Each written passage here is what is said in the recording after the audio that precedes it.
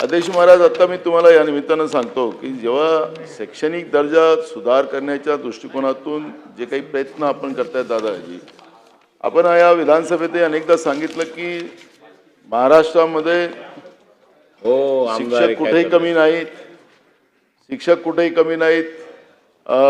आमचे सगळे शिक्षकांच्या जागा भरल्या गेलेल्या आहेत. काही असतील तर त्या आता आम्ही पवित्र पोर्टलच्या माध्यमातून भरतोय. त्याच्यात मोठ्या प्रमाणात आज आमच्या भंडारा जिल्ह्यामध्ये विद्यार्थ्यांनी मोर्चा काढला,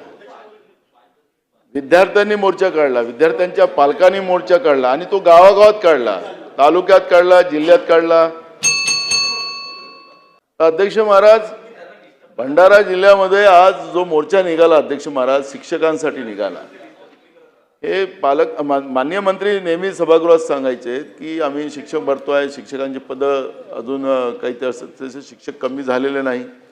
आता तर जिल्हा परिषदेच्या शाळांमधून पालकांनी आणि विद्यार्थ्यांनी टीसी काढायला चालू केलं अध्यक्ष महाराज. कारण शिक्षकच नाही, शिक्षणच नाही. त्या भिंतीला पाहून थोडीशी त्या ठिकाणी पोरं बसतील. आणि म्हणून तुमचा प्रयत्न असेल, पण प्रयत्नाला यश कुठं आहे? जिल्हा परिषद शाळा सुद्धा तशाच आहे.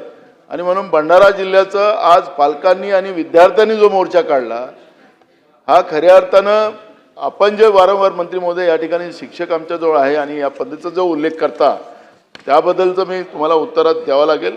आणि विद्यार्थी अगर रस्त्यावर यायचे शिक्षकासाठी, हे आमच्यासाठी भूषणावं नाही, शासनासाठी भूषणावं नाही. ही भूमिका या ठिकाणी माझी आहे अध्यक्ष महाराज. आपल्याला लक्षात असेल अध्यक्ष महाराज, महाराष्ट्रामध्ये शिक्षक आयडी घोटाळा झाला. या घोटाळ्याचं काय झालं, कुठली सीआयडी चौकशी करतायत, किती पैसे राज्याच्या तिजोरीतून लुटले गेलेत, याची माहिती अजूनपर्यंत नाही. काय चाललेलं आहे? हजारो कोटी रुपये. म्हणजे मला तर जेव्हा माहिती मिळाली भास्करराव, एक डेप्युटी डायरेक्टर त्याला रोज 1 कोटी रुपये जमा व्हायचे तिथं, या पद्धतीच्या मान्यतेचं. म्हणजे त्याच्याजवळ 1 कोटी, तर इथं मंत्रालयापर्यंत किती जमा होत होते. राज्याची तिजोरी अक्षरशः लुटली त्या काळामध्ये. आता काय परिस्थिती आहे? काय तुमचा सीआयडीचा रिपोर्ट आलेला आहे? काय त्याच्यासाठी स्पेशल टॉक्स आपण लावलेला होता? किती लोक पकडले गेले? तिजोरी लुटली गेलेली आहे, त्याची माहिती आपण देत नाही. आणि म्हणून ह्या सगळ्या, म्हणून दादा मी तुम्हाला मदतच करतोय. मी काही हे जे तुमच्यावर अन्याय चालतंय सरकारमध्ये त्याच्यावरचा आवाज मी उचलतोय. अध्यक्ष महोदय, एखादं बिल ज्यावेळेस येतं ना त्यावेळेस अनेक गोष्टींना त्या बिलाच्या अनुषंगाने चर्चा होते.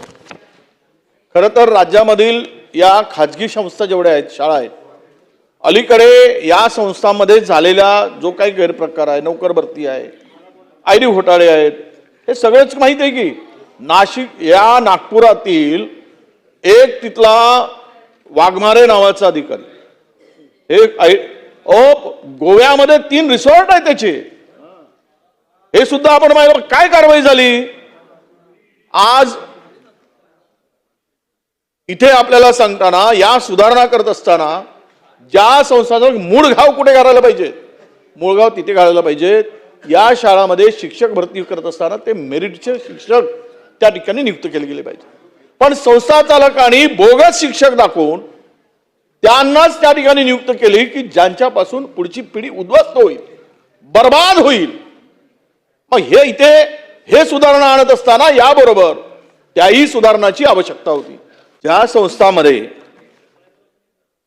पूर्णतः तुम्ही या सगळ्या संस्थांची शिक्षण विभागाने ठोक तरतूद केली पाहिजे.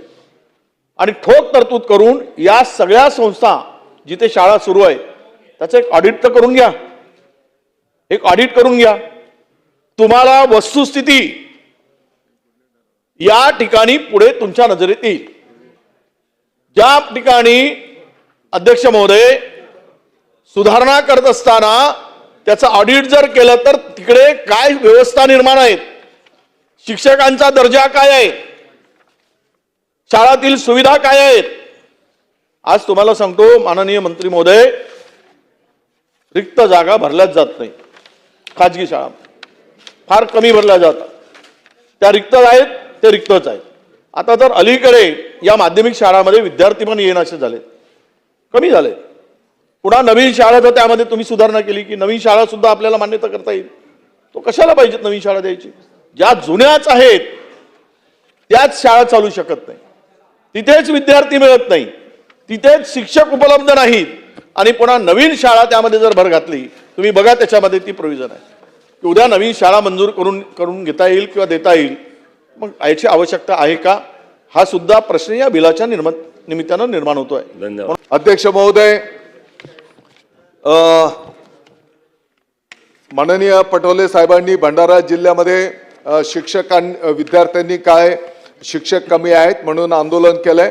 आपल्या सर्वांना माहिती आहे की पवित्र पोर्टलद्वारे अतिशय पारदर्शक पद्धतीने आणि उच्च विभूषित क्वालिटी शिक्षक आता आपल्याला उपलब्ध होत आहेत. पाठीमागच्या काळापासून हजारोच्या संख्येने शिक्षकांची भरती करण्यात आलेली आहे आणि म्हणून तात्काळ भंडारा जिल्ह्याला किती शिक्षकांची आवश्यकता आहे नव्हे, महाराष्ट्राच्या सर्व जिल्हा परिषद शाळेंना जे काही शिक्षकांची आवश्यकता असेल येणाऱ्या भरतीमध्ये ती सर्व त्या ठिकाणी भरती केली जाईल. आत्ताच्या घडीला ज्या ठिकाणी एक शिक्षकी शाळा असेल तिथे जर विद्यार्थी संख्या अपेक्षित आहे तर तिथे सेवानिवृत्त शिक्षक पण आपण त्या ठिकाणी लावू शकतो. निश्चितपणे SITच्या बोलतोय ना मी आपले मुद्दे लिहिलेले आहेत. SITच्या संदर्भामध्ये पण आपण जो काही मुद्दा उपस्थित केलेला आहे, सर्व राज्यव्यापी या संदर्भातली चौकशी अंतिम टप्प्यात आहे. मला वाटतं की लवकरच या SITचा अहवाल अधिकृत सादर झाल्याच्या नंतर त्या अहवालामध्ये जे जे काही प्राप्त सूचना असतील त्या सूचनांप्रमाणे त्या ठिकाणी कार्यवाही झालेली असेल.